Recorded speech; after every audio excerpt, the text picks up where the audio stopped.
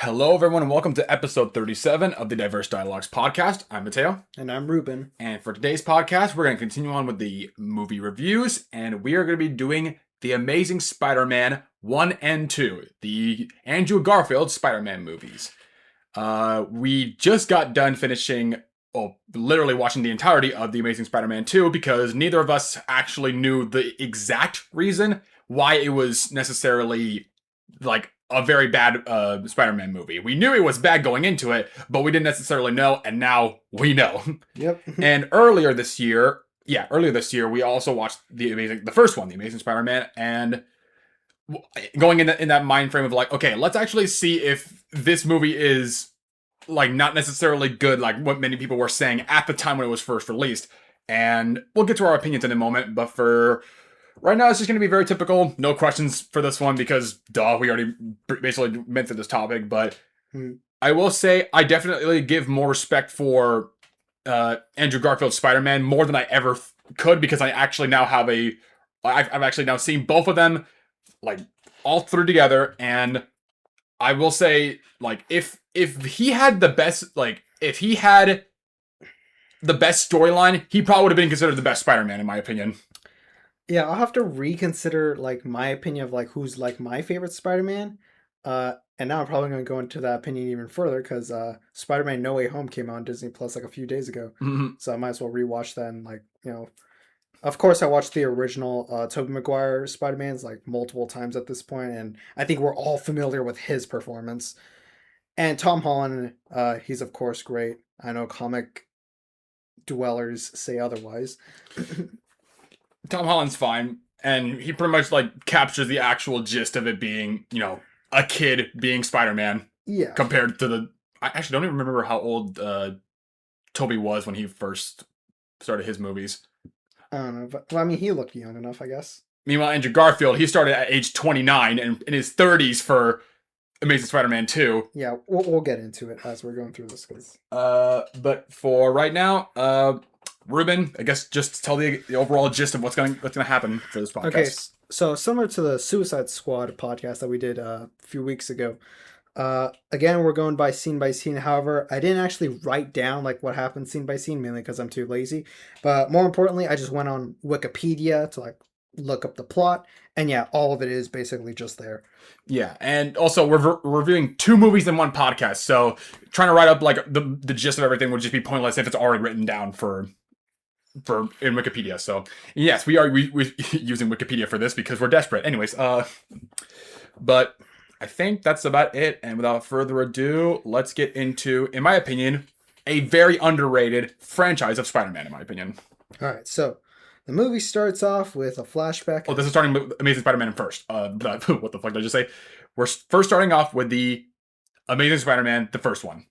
Obviously. So yeah, we're not going to be starting with two. You never know. It could start off with the bad one and the good one later. Okay.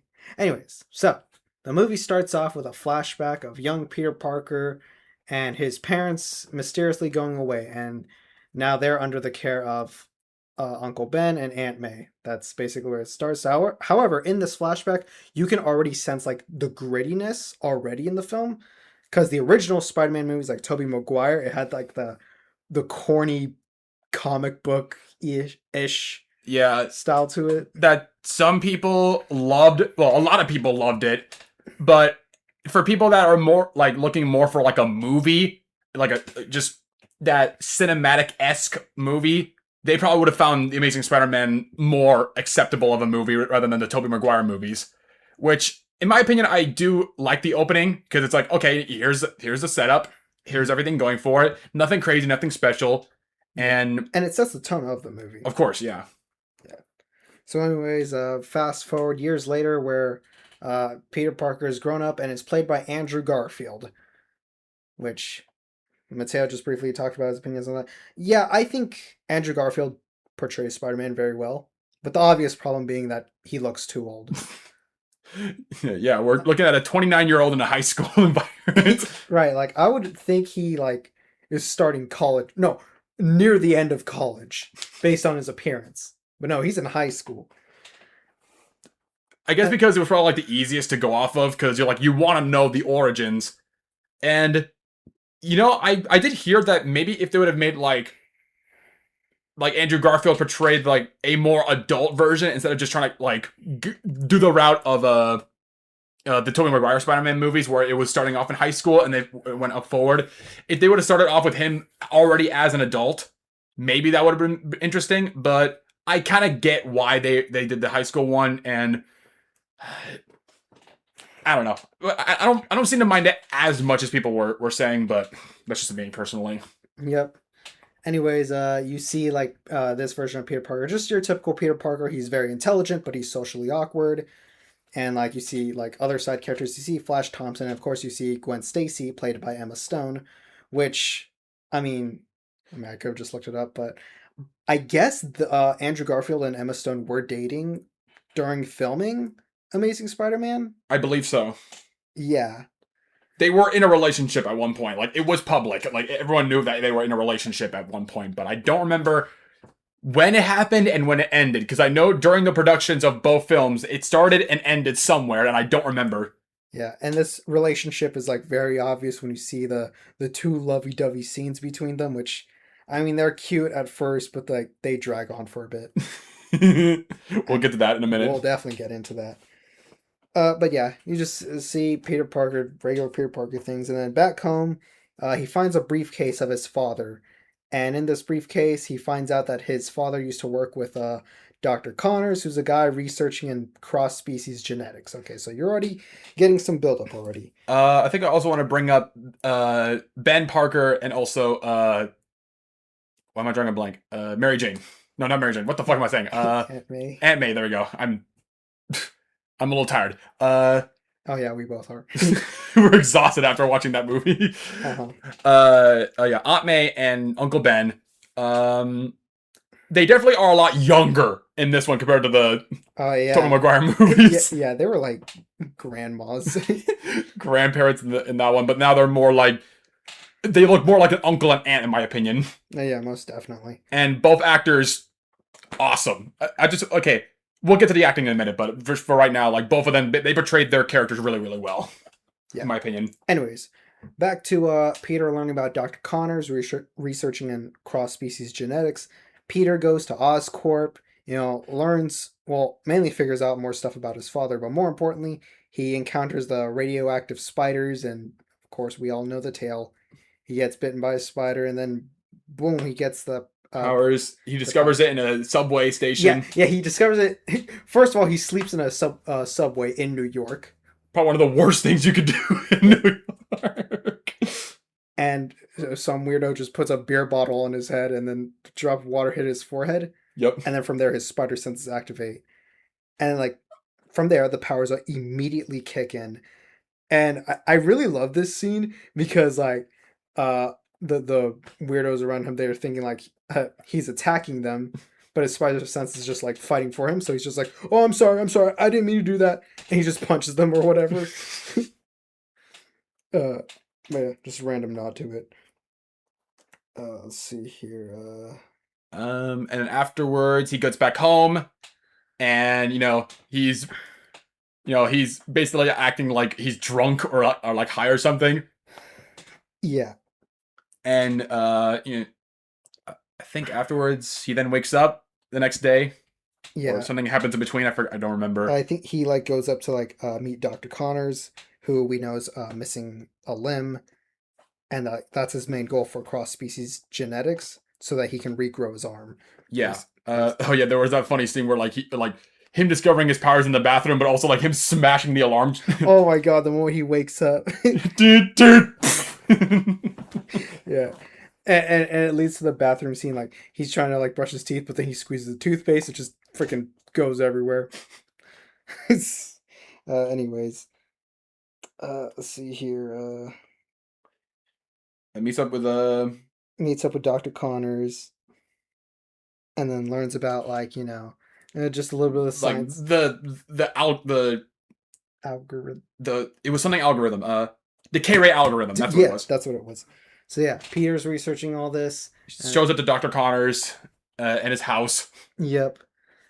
And then so yeah, after all this, all the research stuff, Peter goes back home, And then like Ben and Peter have the typical argument that you know in every Spider-Man Oh, this jumps rendition. pretty long. I'm Because I'm going by the you're book. going by that. Oh, okay. I mean, if you want Um. to, go ahead and read it.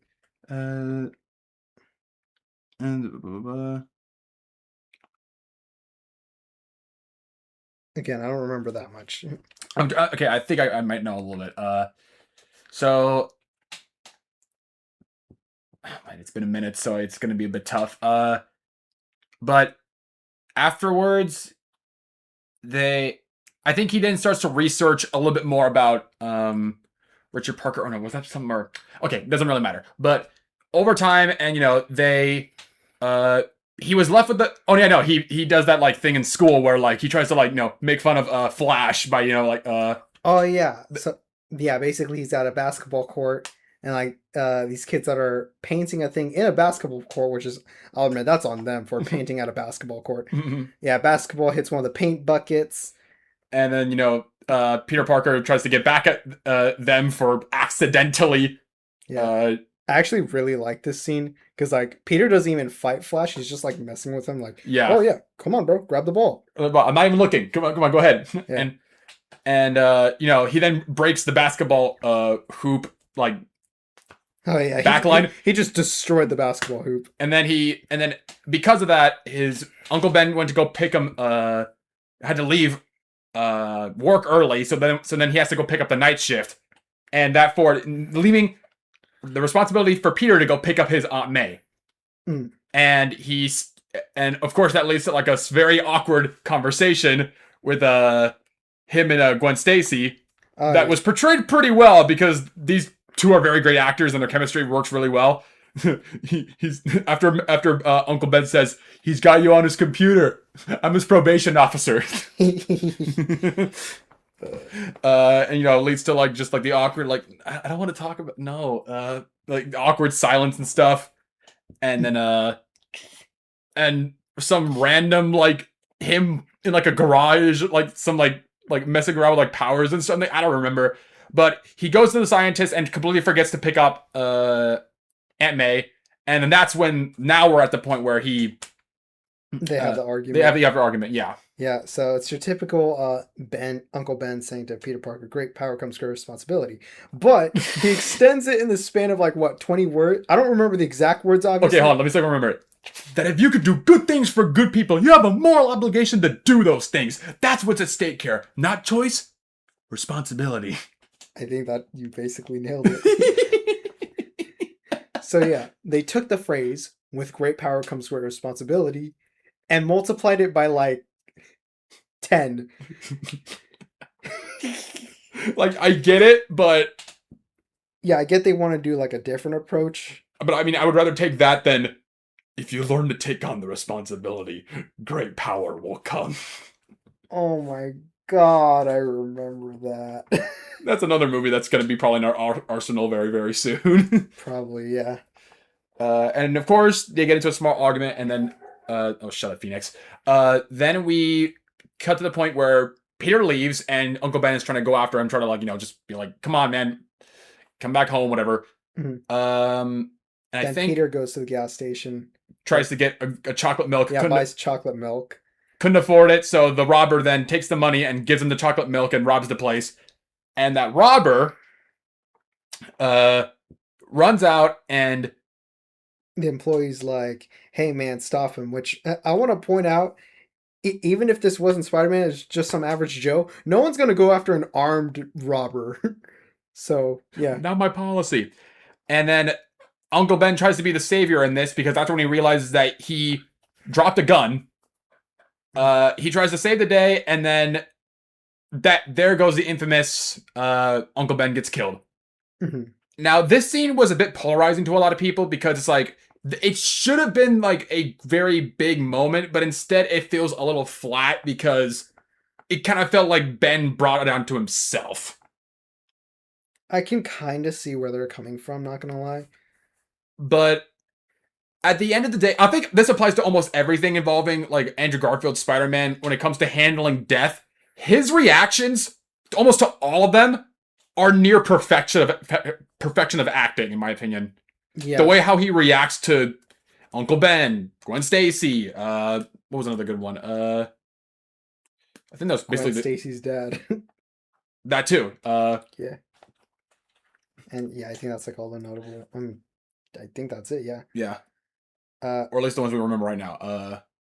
yeah. But yeah, like I said, we'll get to the overall like review of it. We'll mention the acting at the very end, but also fucking Aunt May's voice actor, Just actor. just actor. Mm-hmm. I think if I'm not mistaken, I think she's actually notorious for being like an amazing actor when it comes to crying, and it fucking shows. Yeah, it's most definitely. And like, I think like this version of Uncle Ben's death hits harder in the last one because like in the original one, you know, Uncle Ben still had like just a little time left to talk to Peter before he dies.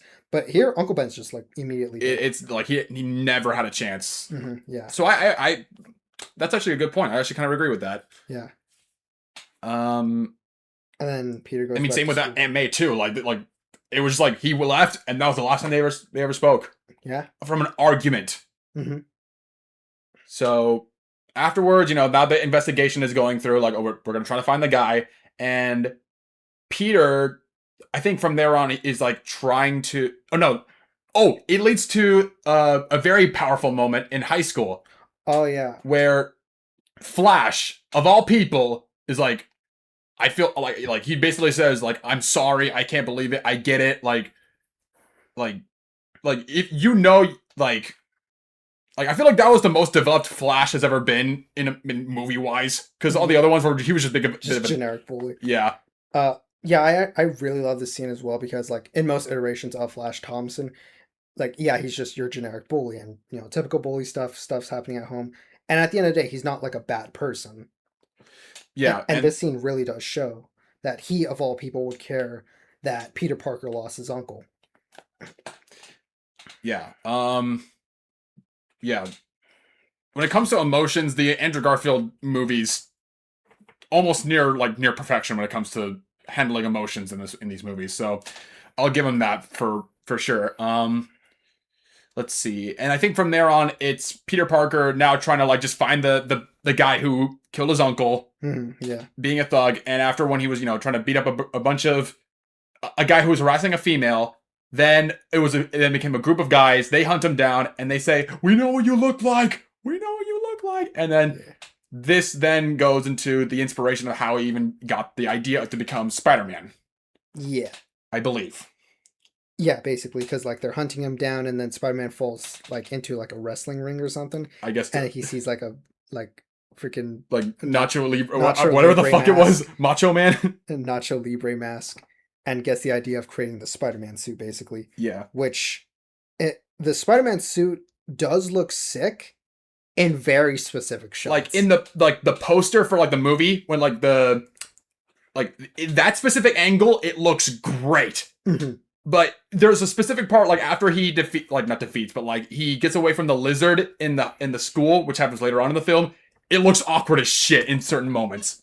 But we'll get to that in a moment. You can read with me. Man, they really just gave like a bare bones basic version of it.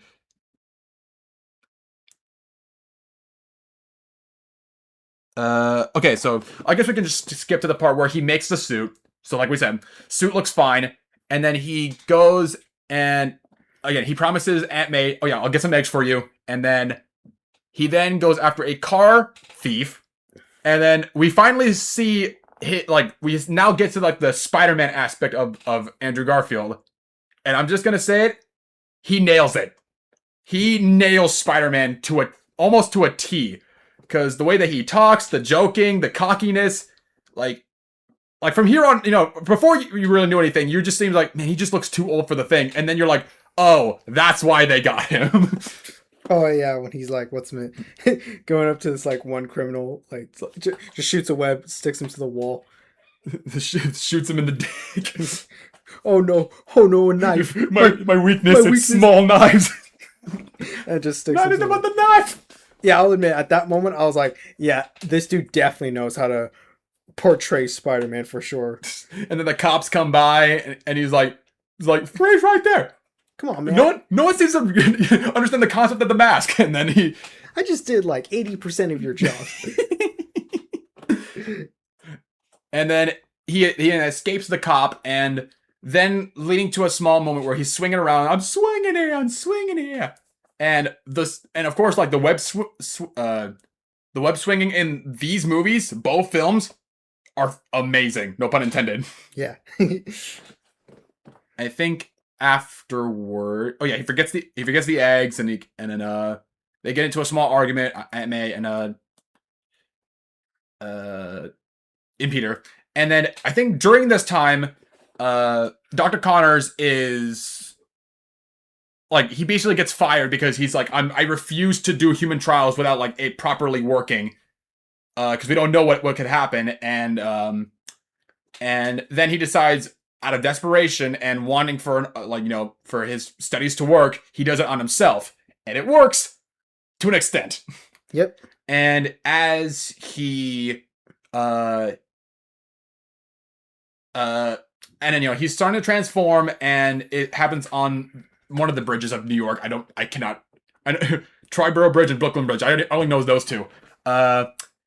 And during that time, Peter gets invited to Gwen Stacy's house for Branzino for some dinner. And also during that time, we find out that the head chief of the police is also the father of Gwen Stacy. Mm-hmm. And they get into a bit of a fight at the dinner scene, because he's like, man, this Spider Menace is he's just. Yeah, when I was first watching, I was like, "Is this supposed to be their interpretation of J. Jonah Jameson?" I doubt it, but it's kind of that way. Yeah. But and also I kind of find it funny how like half of the time, like, he's like, you can kind of like, he's not a stupid cop either. Like he's not like completely ignoring Peter. He's like he's like paying attention to what he's saying. He's like, you seem to know a lot about this case. You know something that we don't? He's actually being like direct, and like, again, great acting and just in general. And then afterwards, they're after that bicker of a fight, then Gwen Stacy and Peter Parker then go outside, and that's when Peter reveals that he's Spider-Man to Gwen Stacy in the most romantic way you could ever do it with a Spider-Man movie. Yep. He just freaking pulled her with the web. Yeah. That's all it needs. Yep. And boom. Settled right there. And then he hears about the commotion on the bridge, and Spider-Man goes out to help, and there's not much of a fight between him and the Lizard, because the Lizard was pretty much just like... He's just causing chaos, throwing cars everywhere. And in that scene, we get another great Spider-Man moment where he saves a kid from a burning car that was like basically about to fall off. Yeah. And he does like something pretty unique, which was like literally revealing his identity to this kid. It's like, it's okay, I'm just a regular guy. And like again, like yeah, really great scene. And giving him the mask, like, it will give you powers. Like this feels like a hero. Mm-hmm. And going into this scene, like, you see the previous scenes where, like, Spider-Man is trying to find like the guy that killed Uncle Ben. So like, it first starts off like basically like revenge, which isn't really something of Spider-Man, but then it eventually goes to him being a hero, as we see here. Most people don't like the whole like revenge arc that Spider-Man has at the beginning of this. I think here it works just so that his character actually develops. Yeah, most definitely.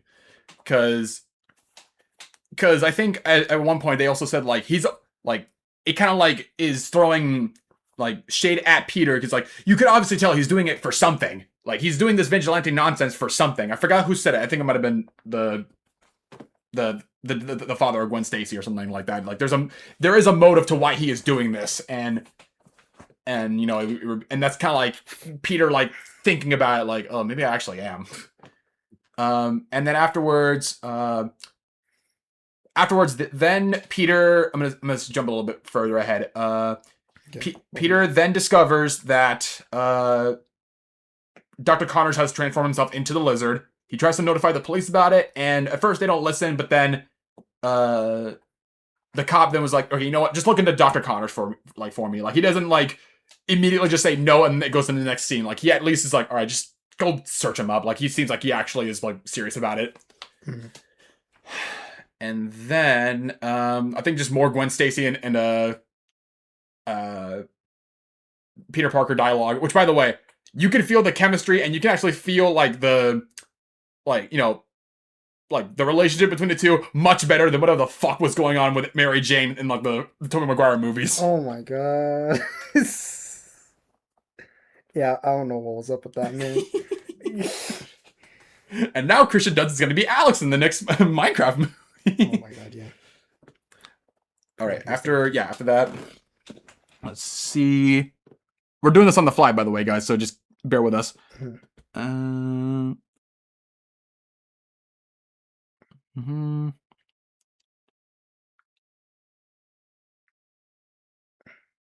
Okay, yeah. Oh yeah, the school scene, I guess. Well, first, no, it was him at the sewers, right? Yeah, he was like trying to like lure the lizard, or like trying to capture the lizard or something like that. And this leads to the stupidest thing about this entire movie is that, okay, after like it fails, and then Dr. Connors finds the camera, and on the camera it says "property of Peter Parker." How stupid are you to do that? That's like that's literally something that would have been in the Tobey Maguire movies, not fucking like as stupid as that. Yeah, and it would make sense in the Tobey Maguire movies, considering like that one's like the quirky, corny comic book silliness. Here it's like, you know, gritty, I suppose. He's legitimately smart. Like, why would he ever do something stupid like that? Like, maybe if he would have like went through the camera and like saw like pictures of Peter, or like this, like he figured out, oh wait, Peter Parker takes these pictures. Yeah. Like, you could have done something small like that or something. Yeah. And then afterwards, when he finally had that, the lizard then goes over to the school where Peter Parker is, because he knows where he is, and leading to a fight between him and the lizard in the school, leading to an amazing Stan Lee cameo, by the way. Oh yeah, those two are just fighting in the background. Meanwhile, Stanley just has headphones on, is like organizing books or something. Yep. And one of the desks is like thrown towards Stanley, but then Spider-Man catches it immediately. That's an amazing cameo. Mm-hmm. And you know, and also Gwen Stacy actually does stuff as well compared to whatever the hell Mary Jane does. Mm-hmm. She's not just a damsel in distress. She's a damsel in distress. She's actually trying to help out and actually, you know, do shit. I'm gonna throw you out the window now. And then, okay, I don't. Afterwards, you know,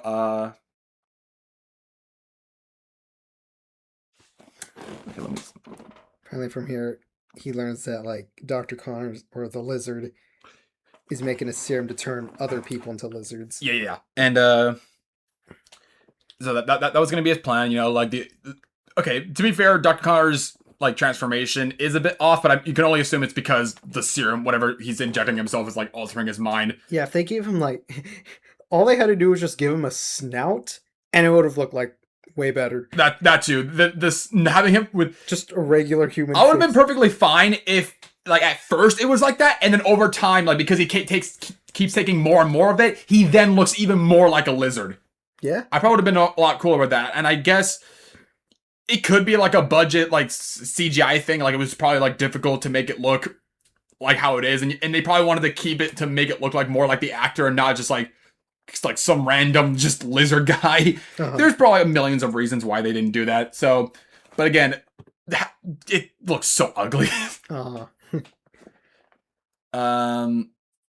But afterwards, he finds out the plan, and both Gwen Stacy and Peter Parker are now on a mission to pretty much try to figure out how to stop him.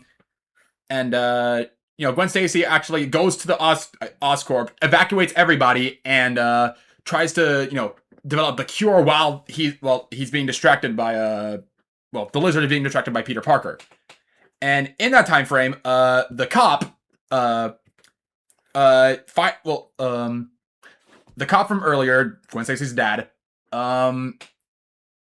he finally like stops Spider-Man, and right before he was about to show off the identity to everyone, he swiftly uh blinds, you can like webs everyone, Yeah. and then leaving the dad to only see his true identity, and uh his dad lets him go, or her dad lets him go. Hmm. I completely forgot about like the guy's name. I remember he was a character. I just don't remember his name. Yeah. Chief something. Um, George Stacy. yeah, I'll just Chief Stacy. There you Chief go. Stacy. Yeah. And this leads to the cop actually getting some character development, which is again more reason to why this actually works as a good movie. And I think from there, the lizard starts going rampant and releasing the gas. Yeah. And his next job is to do it at the top of Oscorp, where it will then, shoot up in the air and then, Yeah, laser beam in the sky. almost. Yeah, almost. Not quite, but. Yeah. And what's meant, naturally Spider-Man has to get there quick. And I really love this scene because like Chief Stacy like lets like the construction workers know that like he needs to get to Oscorp. So they set up like all these cranes, which very convenient how all those cranes. Yeah, and led by the father of the kid that he saved from the bridge earlier. Mhm. And then I mean, there's a whole bunch of Go New York vibes from like a lot of movies, but this one felt more powerful because you got to see more swinging from Spider-Man. Very well shot, very well lit, like you feel the slow motion, you feel how like when you drop, you're like, oh, and then it goes up.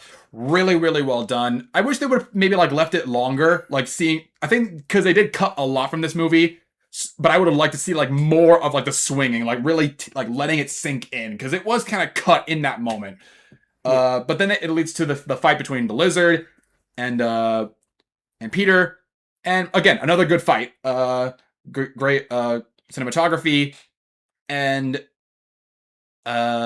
from there, right when you think that so the lizard gets the edge, he destroys his web shooters, which by the way, that's a good point too. We forgot to mention that. He creates his webs, not like Tom Maguire, where the freaking organic webs. Yeah. Andrew Garfield. Well, yeah, this version of Spider-Man actually has web shooters, web slingers. Yeah. And so like I said, after when he destroys his webs, I think I know it's coming. So basically, Peter Parker with almost no options to fight, Lizard goes, "Poor Peter Parker." just thought that was and then funny. Come to save the day is Chief Stacy, as he has a shotgun and helps him out. And again, cool that he's actually like helping out instead of just being like that dick cop that in the most bad movies would just like let off as a character. And even though Chief Stacy thinks he has the edge, he gets injured in the process, but that buys Peter enough time to swap the serum that turns people into lizards with the antidote, and of course that cures the lizard, and of course that cures everyone. And it also leads to the Dr. Connors also saving Peter from falling off of the building, and realizing like the graves of his mistake, which is again like more good scenes, leading to now the death scene of Stacy. Why do I keep forgetting the name, man? Chief Stacy. Chief Stacy, yeah. And another good heartfelt scene between the two, but of course the takeaway of that death scene was leave Gwen out of it. And afterwards, Peter then starts to distance himself away from Gwen Stacy during her father's funeral, and then she goes over to Peter asking, "Why weren't you there?" And then normally in these movies, normally in bad movies, like Gwen would probably have just left and then never come back, but she turns around and said, "Oh, you made a promise with him, didn't he? To just never see me again." Like, she actually is smart and not stupid, which is like, thank God there's good writing in this. And then you get some more heartfelt moments with with Peter and Aunt May, and then the movie ends with Peter listening to the full video voice message Of Uncle Ben. of Uncle Ben, which was again very very nice. I forgot that was like a big part. Like right after Uncle Ben dies, Peter like tries to listen to the voicemail of Uncle Ben, but then Yeah. he immediately puts it away because like he's still grieving. And then when he accepts himself as Spider-Man, he's willing to listen to the entire voicemail. Exactly. And from there, I believe that's oh yeah, we get a few more like cool shots, and the movie ends with a fantastic shot. Don't say it. And so like a cool like more web slinging shot of again another instance where the suit looks really really good. Yeah. And ends the movie like that. Yeah. Overall, no pun intended, an amazing movie. I totally agree. I don't understand. Well, again, the only reason why people did not like the movie was because it wasn't Tobey Maguire. Yeah. They're just like, oh, it's not. And that's Tobey just not Maguire. fair for Andrew. Not real. Yeah. And if I were to give, so I guess let's start off with the like overall review. Like I said, we thought it was an amazing movie. Great acting, great performances, great visuals. Yeah, and I love the tone a lot more in this one. I agree. I love like the you know, comic book movies obviously they can be silly, but like I love when they like make them like grounded in a sense. Like everything's very realistic. Yeah. Regardless if some dude's swinging around on spider webs. If you can make it if you can make it work, you can make it work, and they definitely made it work with this one. Mm-hmm. So much so that I would say it's not perfect. Don't get me wrong; it has its flaws, but a good solid 8. That's what I would give. 8 out of 10. That's what I would give New Amazing Spider-Man. I would say 8 as well, honestly. Checks off the majority of the boxes and just an overall great experience. Yep. So and now that's all gonna get shattered with the. So does Amazing Spider-Man 2 live up to all that? No. Not at all. Nope. Not at all. I wonder if it was like even hyped up at all, like during that time, because at that time I did not care for Spider-Man at all during that time. I was only like 11 years old when this. I think I was around like 11 years old when this movie came out. I would have no clue because I wasn't even into like comic book movies around this time. So I wouldn't even know if it was hyped or whatever. But I think now we just saw the movie, so we pretty much like. I think Ruben could probably like give off a little bit more about it. So yeah. So the movie starts off with a flashback of young Peter Parker and his parents mysteriously going away somewhere. Damn it. Huh, where have I heard this before? I'm just kidding. Well, yes, it is basically just a repeat of the first movie. However, this time you're actually seeing where Peter's parents are going to. Well, actually, you don't know where they're going to, but you see, like, where they them going on a private jet, and the jet gets ambushed by a person. We don't necessarily know what, but it was a person. And also mysteriously which then leads to like a plane crash. But I think at one point, Richard Parker was trying to like upload something, and of course, it leads to like the fight in the plane. And for whatever reason, like the pilot just passes out.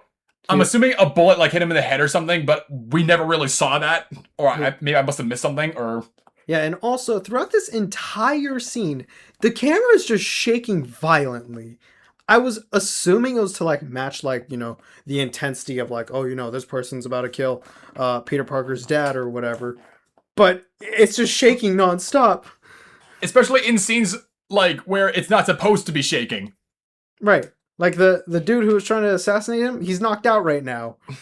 And yet the camera's still shaking. Like you could do camera shakes, but like not that excessively. Because like it was like very shaky. You could have probably done like a steady shake, but they took it a bit too much. And then afterwards, so it's like, okay, that's not like an amazing opening, but like now we get a bit more closure in a sense to like, okay, now we know exactly what happened. They died. Yeah.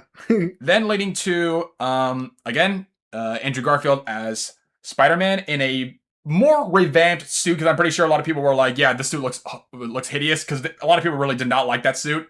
Which now we get I will say, probably one of the best Spider-Man movie suits of all time, in my personal opinion. Yeah, it's much better than all of Tobey Maguire's suits and way better than most of Tom Holland's suits.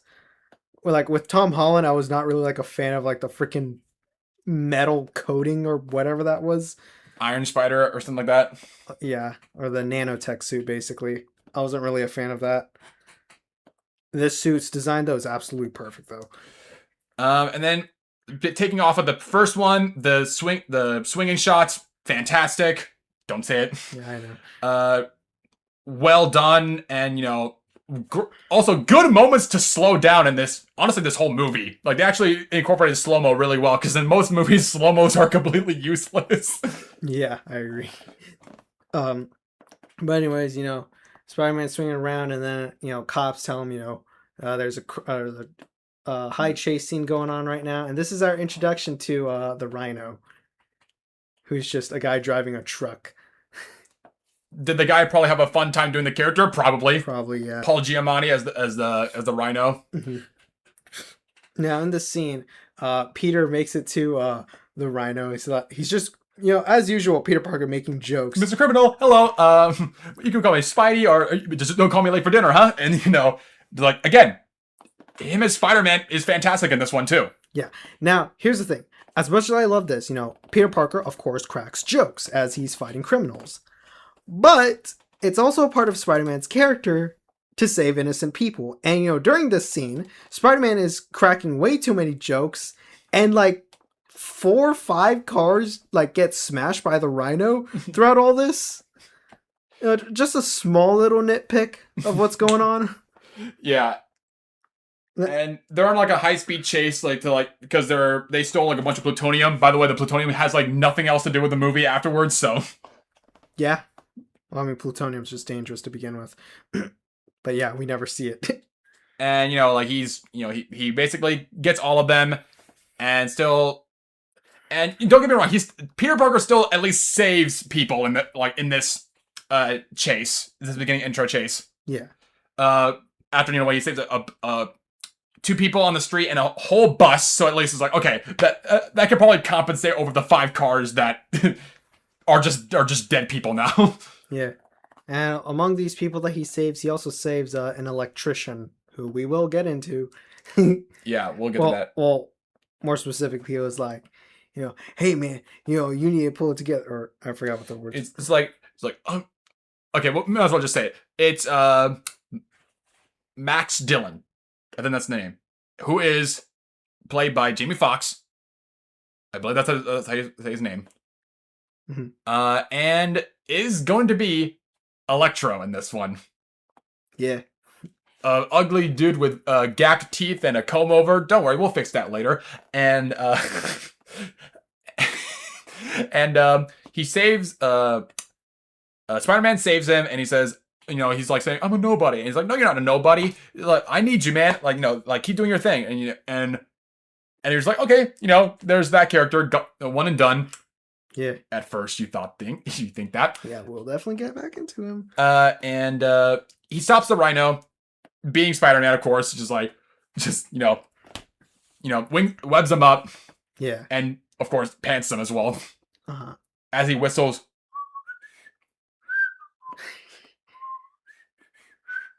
Pardon my horrible whistling, but there's like a lot of like Spider-Man-esque related things in this. His ringtone is the Spider-Man thing. He whistles the Spider-Man thing. So. Yep. And during all this, he's late to his own graduation because Gwen Stacy was calling him, being like, "Hey, you're about to miss my speech," and Peter's like, "Oh, don't worry, I'll be there in a bit." Are those sirens I hear in the background? No.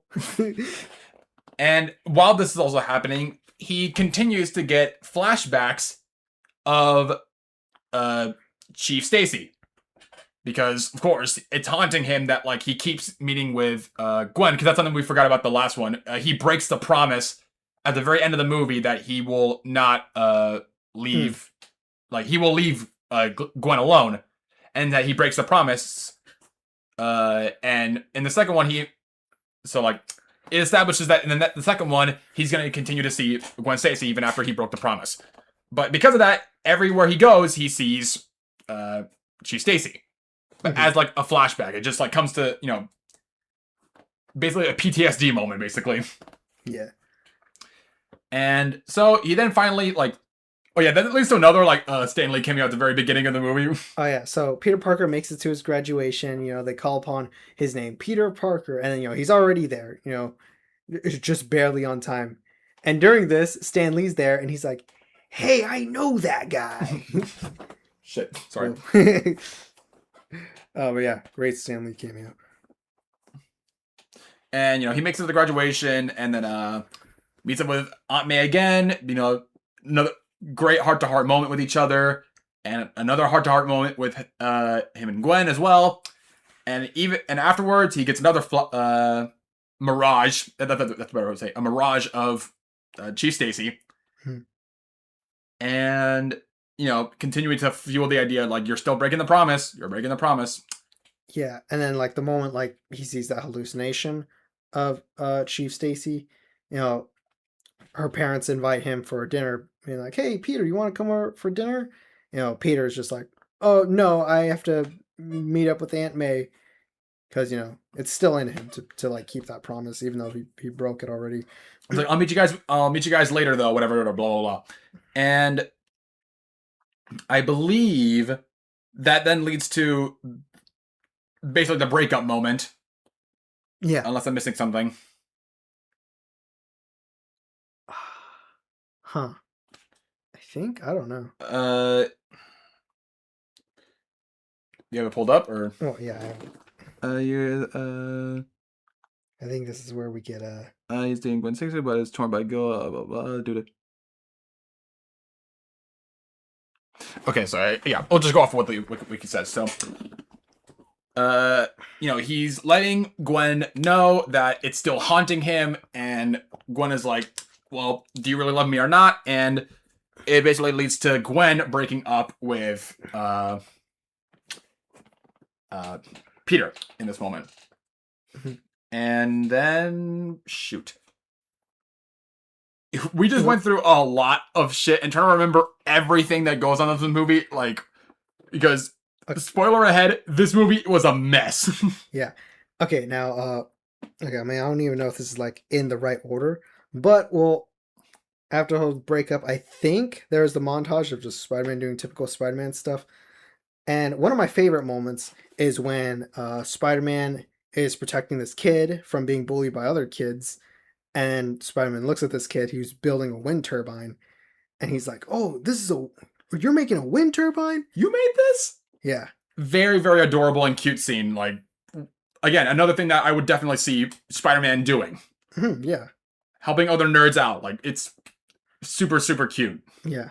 And right after this, he goes to the gas station, stops this armed criminal, and while he's sick, he's wearing the costume. Yeah, he's wearing costume, but still covered up because he's sick. He's like, "I'm Spider-Man." Yeah. Just thought I'd throw that in there because it was really funny. God, this is like trying to like memorize an assignment. Like normally I'm good with memorizing movies, but what the like this was just so much in one movie. Blah, blah, blah. I guess we could just jump to it. Oh, God, okay.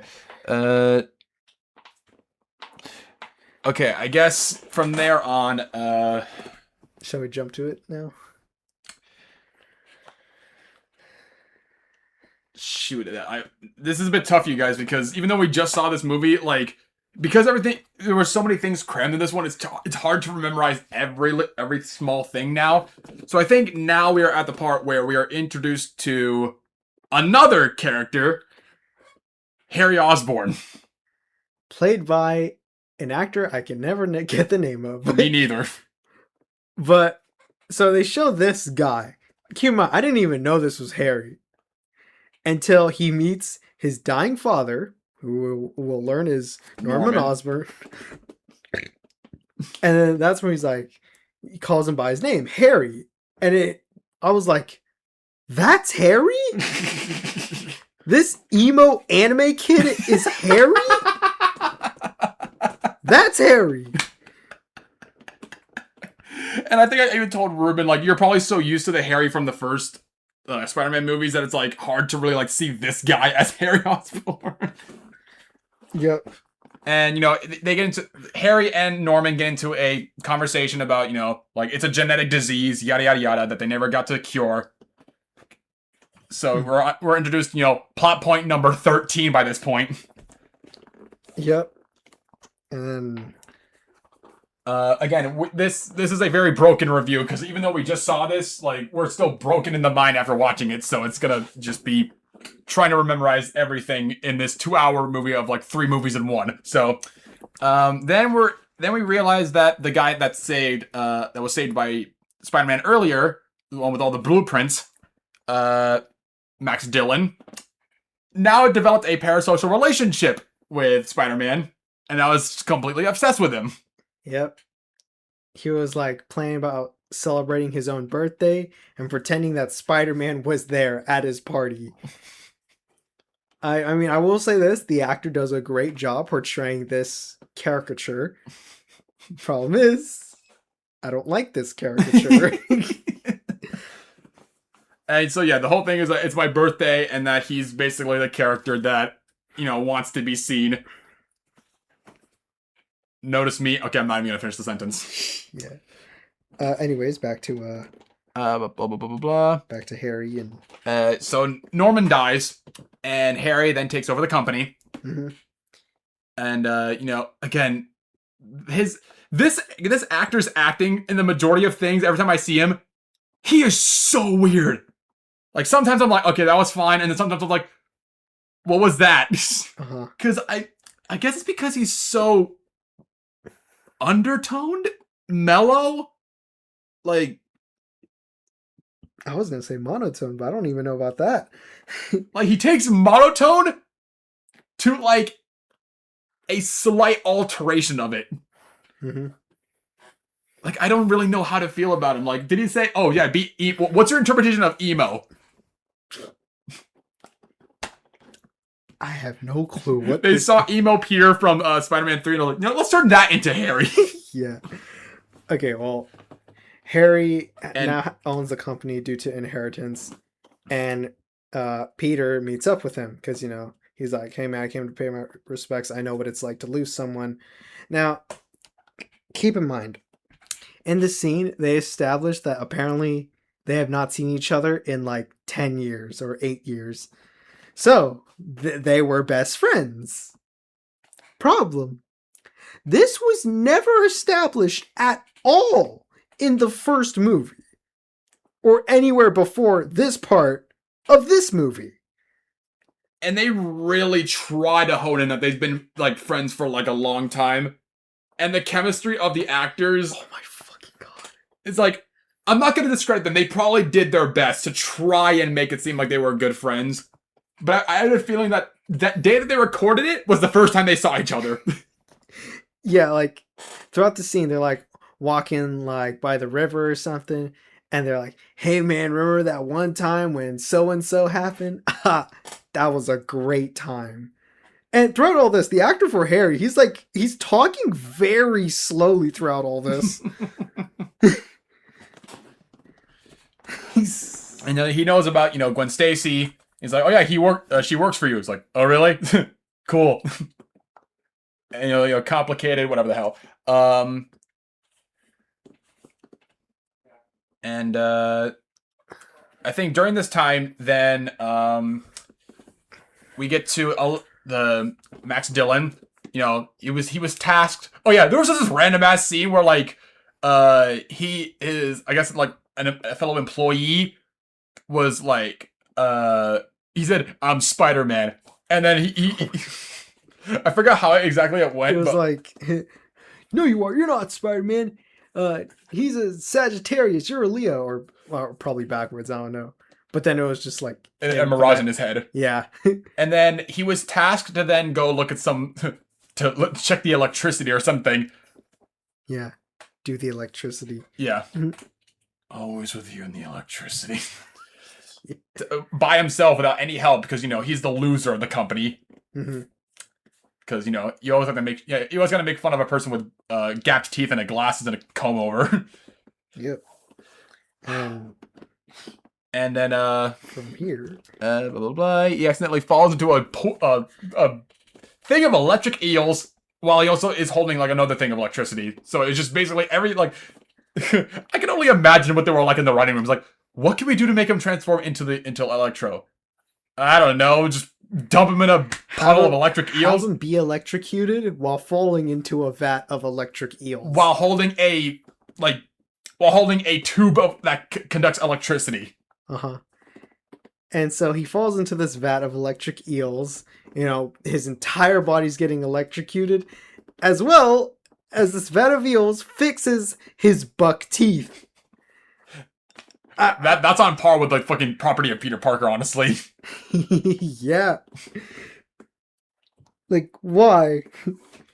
So now, he's then we don't see him for like a little bit, and I think afterwards we're then seeing more interactions between her and Gwen Stacy and Peter Parker, because there's a lot of this in this movie.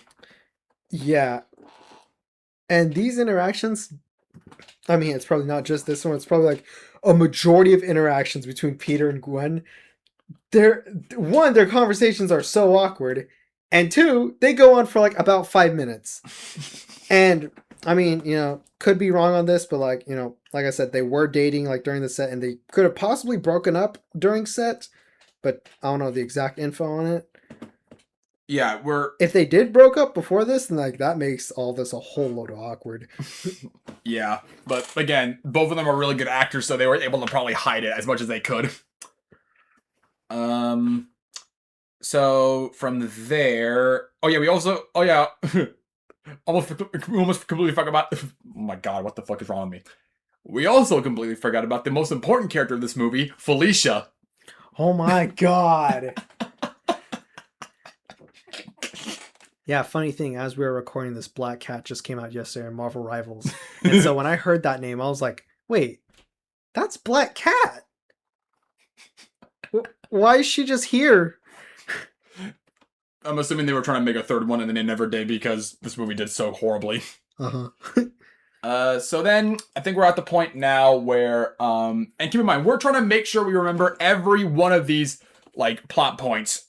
I know we keep on saying that, but like literally this movie was such a mess that we're like trying to remember like every ounce of all the plot points they try to put into one film. So now we're at the part where, Gwen and Peter meet up again, and Gwen drops the news that she's moving to England, or she might move to England if she gets accepted to the scholarship, whatever the hell. And then afterwards, there's some commotion that's going on in Times Square because Electro, basically, the now transformed into Electro, leaves the laboratory that he was in and then goes over to Times Square and, starts messing with the electricity again. Yeah, and whenever he activates his powers, they always play this dubstep music. Yep. It was 2014, so it made sense why. Yeah. But yeah, he shows up at Times Square, and he's like messing with like the metal railing or whatever, and no one is questioning it up until like he actually raises his face. Where like they're like, what the like? And keep in mind, this dude's literally glowing blue, and yet no one cares that like he's opening this metal grate. And then when they see his face, like, okay, now the cops are intervening. And he starts causing a commotion accidentally, and he's like, I don't mean no harm, just stop, please. And then we get into the development of evil of this character that was so fucking rushed. He sees himself all over Times Square because he wanted to be the center of attention. Everyone sees him. He's like, and then Spider-Man then comes over to try to say, talk some sense into him. And then leading to some more funny dialogue of Spider-Man. Wait, no, don't tell me your name. It's Max. Is it Max? Yes. oh shit, sorry guys. But in this moment, they try to get into a conversation, and one of the snipers, yes, there was a sniper up top. He shoots Electro, and this causes a thing where Spider-Man then swiftly saves someone, and then that gets all the cameras directed towards Spider-Man, taking the attention away from Electro all the way back to him, and now he's just seen as a bad guy. So now he basically embraces it, and that's when he just starts causing more commotion, turning him into a villain. The quiet kid in the corner becomes a villain basically. Yeah. And then more cool action shots, stop motion or like freeze frame, like quick decision making basically. the moment where you have to press a certain amount of buttons at the right, like QTEs. Yeah. Yeah, basically that's what was happening. And I just want to point, like, during this, like, okay, the fight scene is cool and all, but like you got all these like innocent civilians around, like just watching it, like, bro, they can get hurt. In fact, one of them almost did get hurt by probably getting crushed by a TV. There are many moments of that. And they managed to finally stop Electro by dousing him with water, because I guess Pokemon is a lie. Yeah. And with a funny imagery of just Spider-Man with a firefighter hat. Yeah. Good job, Bill. Good job, John. And then and Peter is still mad about the fact that Gwen's going to England. And then so Harry starts to actually see the symptoms start to come up. And during the scene where he was talking with his father in his deathbed, he gives Norman gives Harry a little device, and apparently that device gave Harry some information about something. I forgot what it was, but I think it had something relating to like, oh yeah, if you want to get the cure, you're gonna have to get something like to self-heal, and Spider-Man can self-heal, I guess. Yeah, basically the research of like the radioactive spiders being like it gives anyone the abilities a spider can, including self-healing. Now, I think Spider-Man can regenerate, but I don't think he has like Wolverine regeneration. I mean, I don't know. I mean, I also find it funny how it says like, oh yeah, he can self-heal, but didn't we just get a scene where he just had the flu? Yeah.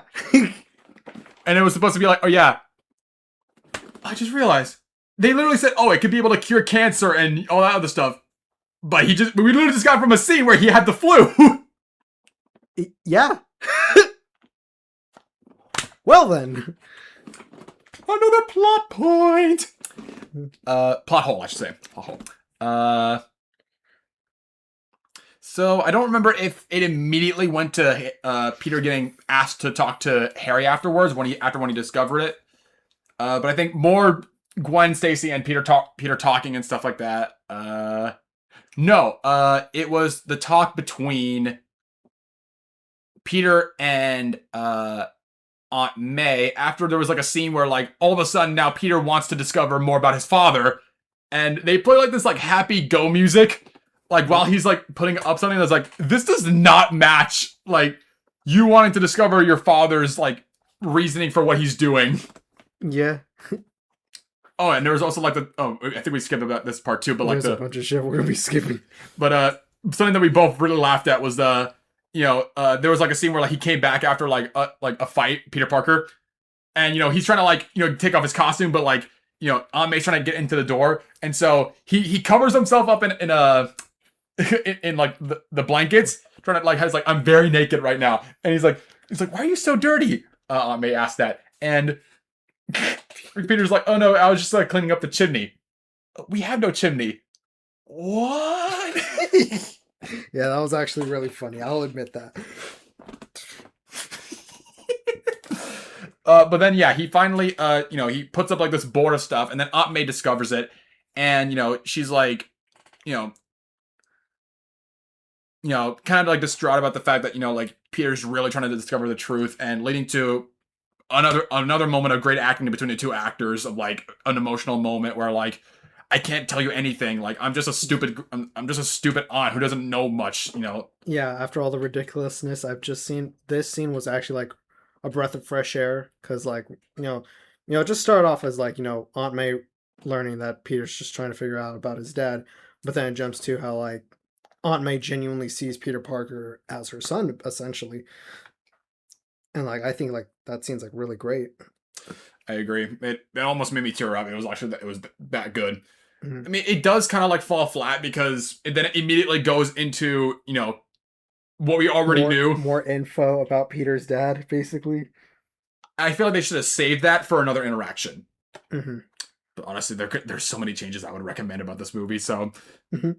again, we'll save it all for like an overall review. But after that interaction, I believe then it gets to Peter going to Harry, and Harry's like, I want this. I want that one. Okay.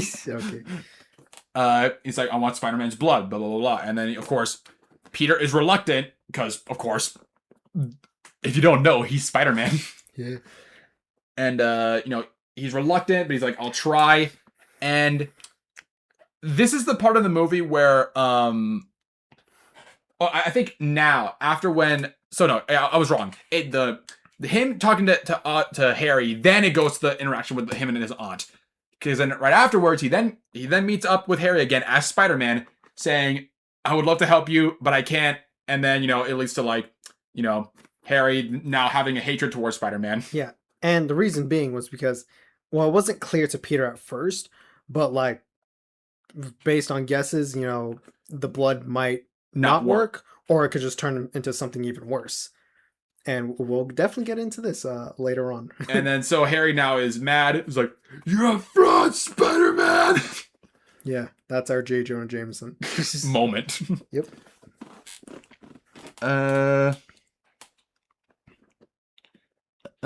Wow, they made a really small synopsis of this. Goddamn. And then, there's more shots with like Electro being experimented by a German scientist, because of course it had to be German. Yeah. Don't you know, I'm Electro. Yeah, his voice just gets deep for like no reason. It's a common theme with most of the villains in this. And then, yeah, I'm gonna get a water break too, because this movie.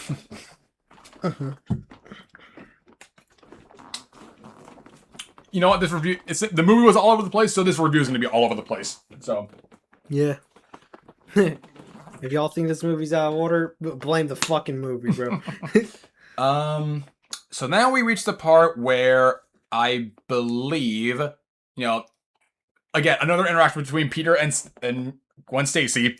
Like, don't go to England. Oh, okay. I'll see you next time. And then, also, there was also a segment where Peter was trying to, figure out how to not get his webs destroyed by electricity, which honestly was just went by as fast as it was introduced.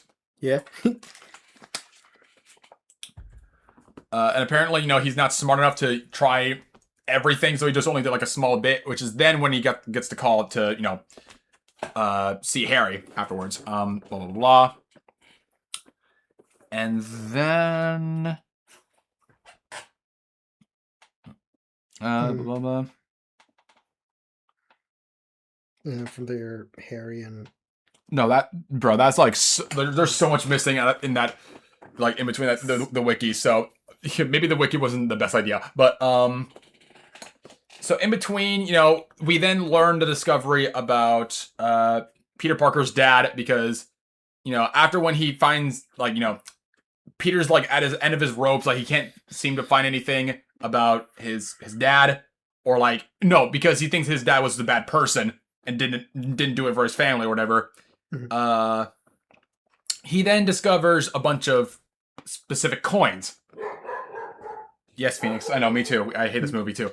And he then goes to like this abandoned train station that was basically, I believe it was a a It's secret shelter lab. for President Roosevelt. Yeah. And in that little like little train thing was a little lab that was made by Richard Parker, where he reveals that the reason why it never worked was because the blood that was used from the spiders and everything else was my blood. So only his blood would work. And that's why Peter was able to become Spider-Man and not some monstrous creature or whatever. Mhm. It was his bloodline, so that's why it worked. Now this is where I get the idea that if this was a much better movie, that would have been shown first, and then the interaction of Spider-Man going to Harry to say, "I can't do it." Mhm. Because that scene was only there out of the assumption that, yeah, I assume it cannot work. Yeah. But if they would have shown the scene that, oh yeah, it was Richard Parker's blood that was the reason why nothing was able to work, and it only worked for Spider-Man, it would have made a lot more sense that way. Yeah. Because then Spider-Man can just literally just guarantee, no, this cannot work. But of course, and also it adds more incentive to not want to reveal that he's Spider-Man too, because like, dude, I would like to help, but like, there's no time to explain. Like, I literally cannot explain why that's the case. I mean, maybe you could probably do a thing where you reveal that he's you reveal to Harry that he's Spider-Man to like try to, but you know, try to be like a last ditch effort. Like, I'm being serious about this, and then Harry's like so engulfed with rage and aggression that he's like, I don't care, give me your blood, and you know, that would have given more fault to Harry how he became how he is. But because of this, it literally is entirely Peter's fault. Peter's fault to how he became as it is. Why Harry Osborn became what we're about to get into soon. Yeah. And then I think we can go from here. From there, Harry is in distraught that he can get the blood, and he tries to do some research, and he discovers Electro, and that I think they were trying to like cover up all of their mistakes by just blaming it onto Harry. And as he discovered that, he gets kicked out of his own company, even though it's his company. I don't know how they even were able to do it. Mm-hmm. I guess you could just say he's 20 years old apparently in this movie, so. Mm-hmm. He's like, you're a kid, you don't deserve to be a chief or whatever the hell. But no, they're just like, no, you did something illegal, we're gonna kick you out now. Yeah. And then Harry goes over to Electro, and of course the thing that gets him to join his side is, I need you. Now keep in mind, Electro's held up in like a prison right now, and Harry just casually walks in and he beats up 2 armed guards. I just want to point that out. It's not that important, but yeah, just want to point that out. He's dying, by the way. Yeah. And he convinces Electro to join his side and take down Spider-Man, because they both they were both wronged by him. Yeah, Electro worked for him simply for Harry saying, I need you right now. So Electro like feels like someone that someone else needs. They then they then of course discover like a vast of like an experiment that goes like special project, whatever the hell it was called, and Harry then goes with I forgot what the guy's name was. What did it say? Mencken. Okay, I'll just call him Mencken. The guy who to take him over to the special projects area where there was the Green Goblin suit and a bunch of other stuff that will never be seen ever again in this franchise. Mm-hmm. And while that's happening, Electro basically gets the access to the electricity of the whole city, basically. Yeah.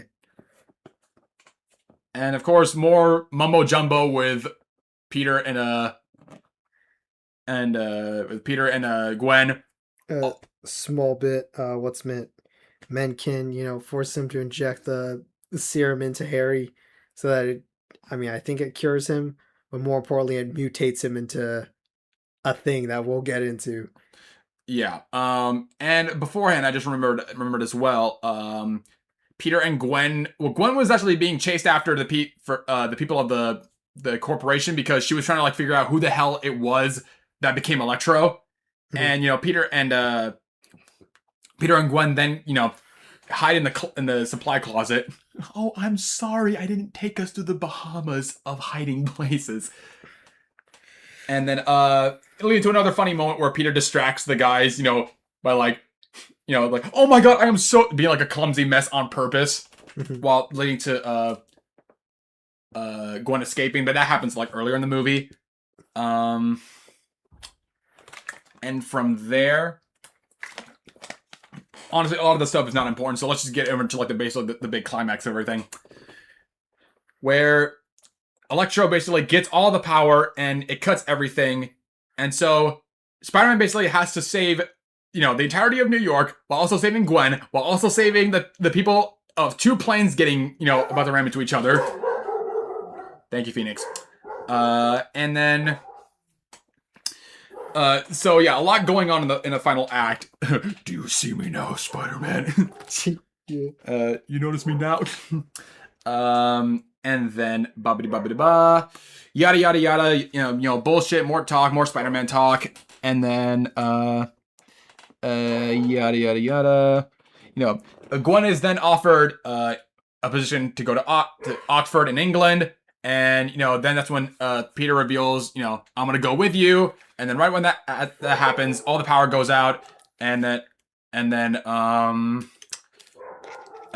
for my dog, guys. We're trying to not just wait, and we're just trying to, like, just push through it this time now. And then the big climax happens, and, he battles Electro, and Gwen still tries to interfere. By being with him at all costs, leading to a funny moment where when Gwen wants to go with Peter, but Peter's like, no, I'm not making you come with me. No, okay, you know what? You are coming with me. Sorry, I gotta go. And he webs Gwen's hand to the cop car door, and then that leads her to yell out, Peter!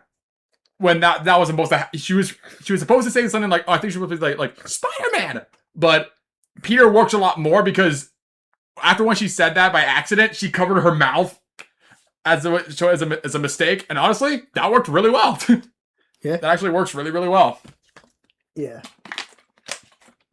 Well, yeah. Peter goes to the power plant to fight Electro, and at first it looks really cool. I'll admit.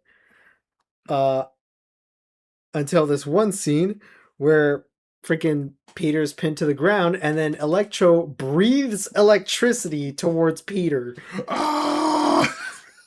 Yes. And yeah, the fight looks really cool. Freaking Electro's obviously just freaking shooting electricity, but also like teleporting through the electricity itself. But we're still getting the dubstep, like noise every now and then. Also, a dubstep version of Itsy Bitsy Spider. Yeah. Which I would have not known if it weren't for the subtitles that we were watching with. Yeah. I was like, why is bro just making music during this fight, bro? And then, and because, Gwen and Peter trying to work together they argue first for like the millionth time. And, they talk with each other for the millionth time. I should say argue, but then they talk briefly about the fact that, oh yeah, I tried to, make up something that I can resist electricity, but nothing worked. And then Gwen was like, have you tried magnetic fields or whatever the fuck? He's like, no, I have not tried that because I don't know, for whatever, I'm stupid at random parts. And so they try that, and they finally stop Electro again with the fight scene like he mentioned was really, really cool visually. Electro is defeated by overloading him and then brings all the power back, leading to the appearance of the Green Goblin. Great timing, Phoenix. And I think a lot of people agree that this part was the worst part of the movie. It was just Green Goblin in general. Yeah. Because he looks horrendous. Yeah, they wanted to stray away from the freaking Power Ranger suits from the original Spider-Man movies and was trying to make it look realistic, but it just looks so goddamn hideous. And what's funny was that when he reveals himself to both Peter Parker and Gwen Stacy, they have this look like, what the hell are you? Not like, like trying to be like they didn't try to make it look like, I guess they were trying to make it look like, holy crap, but it looks more like, this is our last act villain. Yeah. Like, what the hell is this? And of course, then Harry pinpoints that, oh yeah, you're Peter Parker, and I'm gonna take away everything since you don't give hope, and I thought you did. And then, leading to another fight after when we just got done with a fight. Uh-huh. Oh yeah, and the planes are saved, by the way. Random fact. Yeah, in case that was necessary info to bring up. And then they get into a fight, yada yada yada. I guess there was supposed to be some tension there, but, there are so many other things that were giving tension that it just makes everything dull. And then leading to, of course, the infamous scene of the movie, Gwen Stacy's death. Yeah, now here's the thing. I mean, obviously, due to media, I already knew this was going to happen. But even then, of course, Andrew Garfield being Andrew Garfield really does portray the emotions of losing someone he really loves, especially someone like Gwen Stacy. Like, even though I knew this was going to happen, Andrew Garfield basically nailed it. Oh, for damn sure, yeah. Like, normally it's hard for me to get emotions out, but Andrew really just does a fucking great job. But I think the problem was, after all of that we just went through, of just talking, a little bit of action, plot point, it makes it kind of dull. It does, yeah, as I said. Like, even if I didn't know about Gwen Stacy's death in this, I felt I would have had the same reaction, to be honest. Or at most just like I would just be like, yeah, I would just be like, wow. Like, just shocked. But I wouldn't be like sad, because throughout this entire film, it was just them having awkward ass conversations for like 5 whole minutes. And afterwards, they have like a portrayal of, Spider-Man after like 5 months. Wait.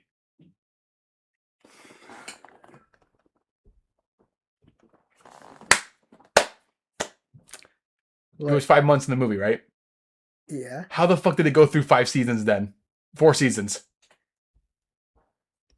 That's a good question. I don't know, man. Yikes. And so Spider-Man apparently was gone for 5 months, even though it went through 4 different seasons. How the fuck does that work? And then, Harry decides to continue on with the Alliance. The Sinister Six was teased at the very end with the Rhino causing mayhem again, bringing back Spider-Man from the 5-month hiatus. Mm-hmm. And, the funny thing was, when I saw that scene, I thought we were like halfway through the movie. Come to find out, it was the end of the movie. Yeah, you see armor of Doc Ock, Vulture, and Rhino, which is eventually used at this final scene. Rhino escapes from prison, and now he's in the mech suit, and he's causing destruction. And still, the civilians are just around watching all of it. As if it was like a WWE fight or something. Right. And that kid with the wind turbine that Peter liked, he stepped out, and I mean, this kid is fucking brave as hell, going up to this giant mech suit with like 2 miniguns from a Russian guy. Yeah. I crush and I kill you, I destroy you. Yeah, I mean, this scene's cool and all, but like at the same time, Rhino could just shoot. I guess he has a moral to not kill kids. I guess I don't know. I don't know anything about the Rhino. I don't know anything about him. But again, I probably would have liked that. I like the mech suit better than whatever the hell happened in fucking Craven. Okay. And so yeah, the movie ends in a shot of like right in the middle of a fight, which I honestly don't like those type of things where like it ends in like another fight. like it basically cuts in the middle of a fight that we wish we would just gotten resolved. Yeah. And you see the Spider-Man logo, and then boom, the movie's over. And now let's just get to the overall review without having to have a headache about it. So Dude, I'll let you go first. Dude, you are doing most of the talking for this entire podcast, and I have a fucking headache. Obviously, with this movie, the first movie, obviously, I loved it, but this one is just, this is atrocious. Now that you just bring all of it up, I'm gonna say like 3. It was bad.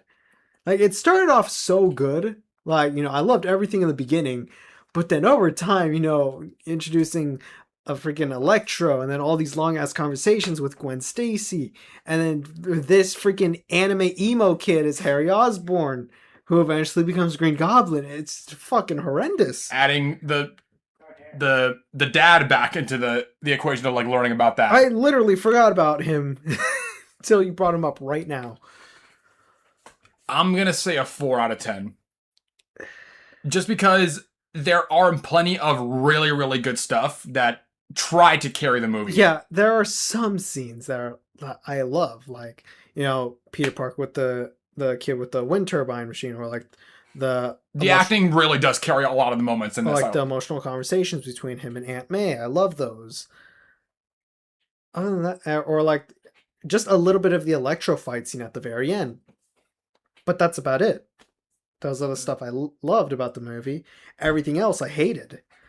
The movie just has that big problem where they try to cram in like 3 different movie ideas into one film to try to establish like a brand new multiverse type situation, where if they would have had a third one, God knows what the fuck would have happened in that.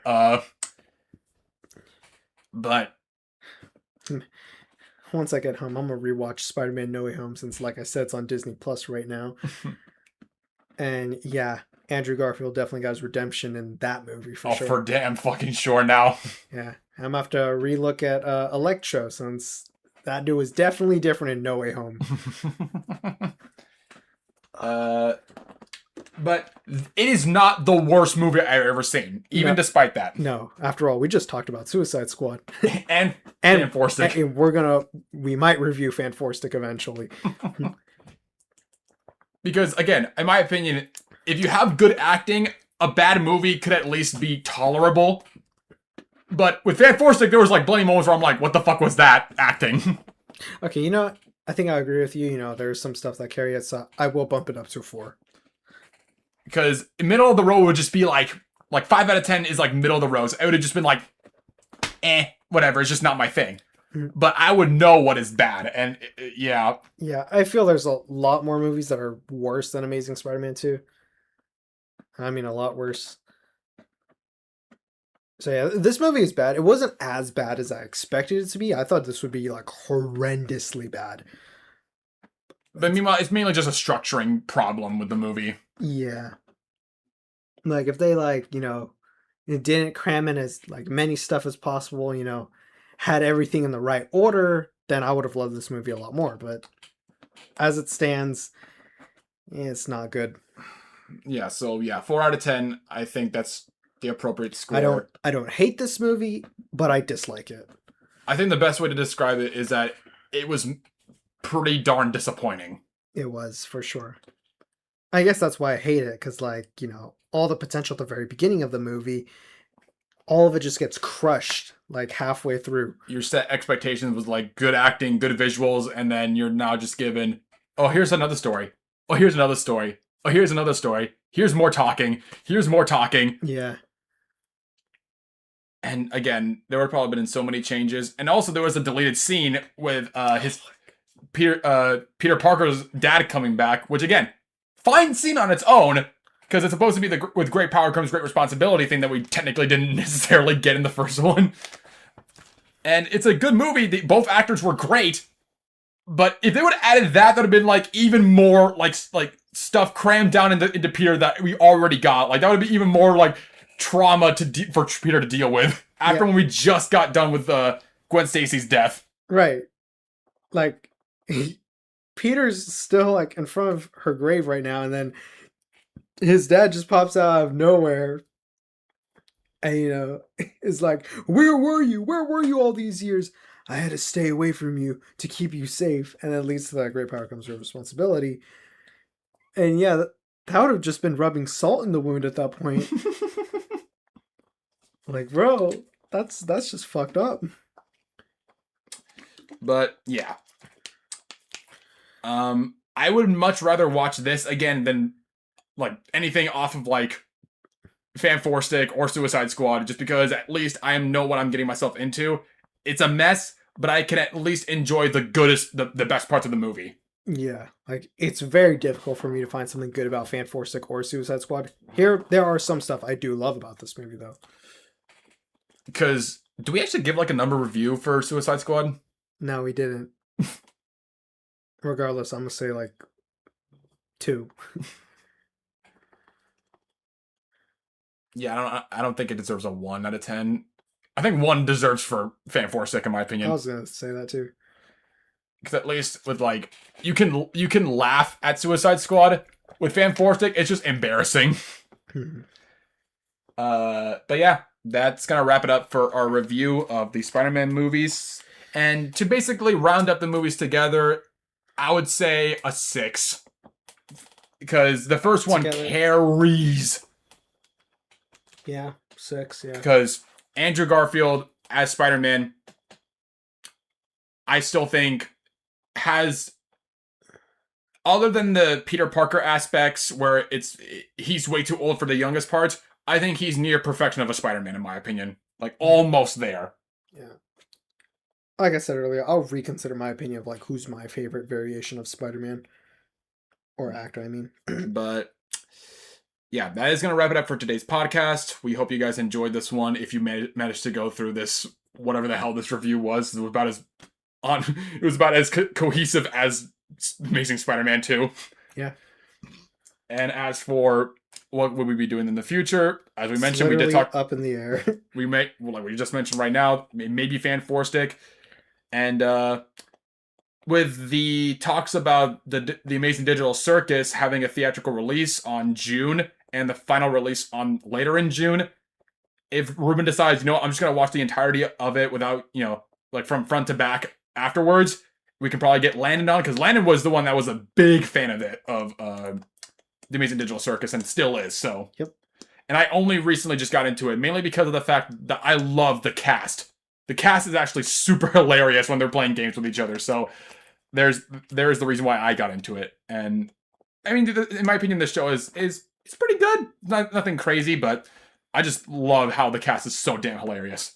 But that's another topic for another video. Mm-hmm. But on that note, I'm Mateo. I'm Ruben. And we'll see you guys in the next one.